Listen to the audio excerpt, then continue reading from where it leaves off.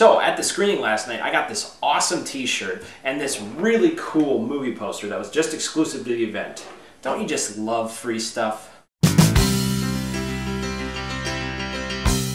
How's it going, everybody? Welcome to the Film Review, episode number 67, and today I'm bringing you guys an early review of the new horror film, The Cabin in the Woods. Now normally here I would show some of the trailer, but for this movie that ain't gonna happen. But The Cabin in the Woods is directed by Drew Goddard, who's making his feature directorial debut, and he also wrote Cloverfield, and he co-wrote this movie with Joss Whedon, and stars Chris Hemsworth, Kristen Connolly, Fran Kranz, Anna Hutchinson, Bradley Whitford, and Richard Jenkins.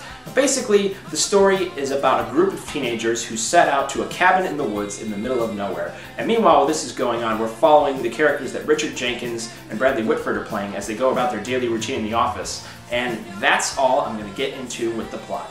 The Cabin in the Woods is the kind of film that's really hard to review, and believe me, this is probably the hardest review I've ever done in my life, because the thing about this is there's so much more enjoyment to be had the less that you know. But I will say this, I freaking loved The Cabin in the Woods. This movie is amazing.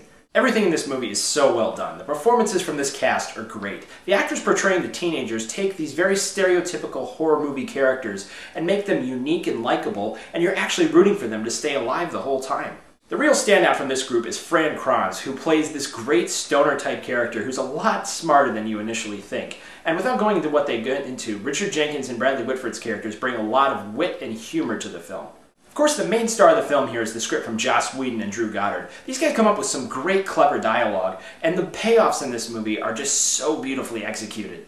Whedon and Goddard also do an excellent job of maintaining tone throughout the film. It's very tricky to try and balance scary with funny, but they do it with ease. I mean, this movie really sends up a lot of the horror movie tropes while also paying homage to them at the same time. And let me tell you, the last 20 minutes or so of this film are some of the most insane moments that I've ever seen put to screen. It was honestly jaw-dropping. Ultimately, I'm going to give The Cabin in the Woods an A. I had such a blast watching this film. It's both funny and scary, and it's just a memorable experience to be had. And this is the best film I have seen all year so far. I urge all of you to check out The Cabin in the Woods when it hits theaters April 13th.